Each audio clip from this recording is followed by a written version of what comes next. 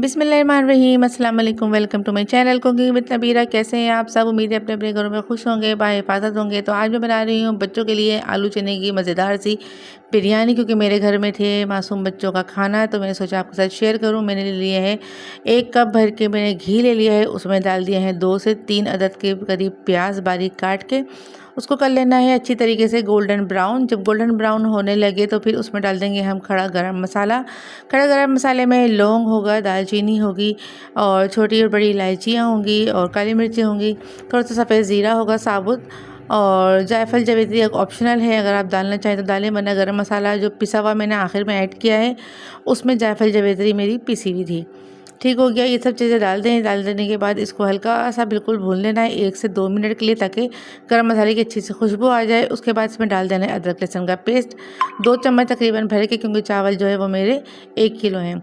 तो 4 से 5 अदद के टमाटर मैंने काटे थे और 6 से 7 हरी मिर्चें हैं, जिसमें मैंने कट नहीं लगाया है क्योंकि मुझे ज़्यादा स्पाइसी नहीं करना है। अब मैंने डाल दी 1 चम्मच कुटी हुई मिर्च, आधे चम्मच हल्दी और हस्बे ज़ायका नमक और थोड़ा सा गरम मसाला, पिसा हुआ ज़ीरा।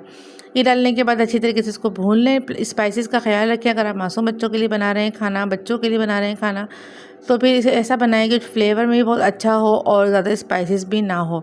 तो देख लें, मैंने सिर्फ 1 चम्मच डाला है मैंने कुटी मिर्चें और 1 किलो मेरी राइस है। अब मैंने डाल दिया है इसमें 1 कप भर के दही। दही अच्छा होना चाहिए, खट्टा दही नहीं होना चाहिए, वरना आपका जायका चावलों का अच्छा नहीं आएगा। अब मैंने डाल दिए तकरीबन 1 किलो आलू काट के। अब उसके बाद मैं डाल दूँगी इसमें छोले, जो मेरे पहले से ही बॉयल होके रखे हुए हैं।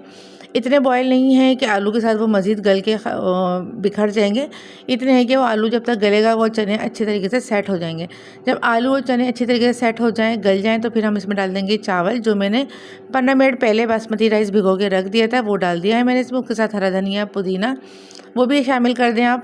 उसके बाद पानी इतना रखें कि वो चावलों से सिर्फ और सिर्फ 1 इंच ही ऊपर आए, तभी आपके चावल बहुत ज़्यादा मज़ेदार से बन जाएंगे। फुल फ्लेम रखेंगे इस वक्त तक जब तक जो है आपका पानी चावलों का बॉयल नहीं होता अच्छी तरीके से। जब बॉयल होने लगे तो मीडियम फ्लेम करके और उसको चावलों को अच्छी तरीके से ढक दें।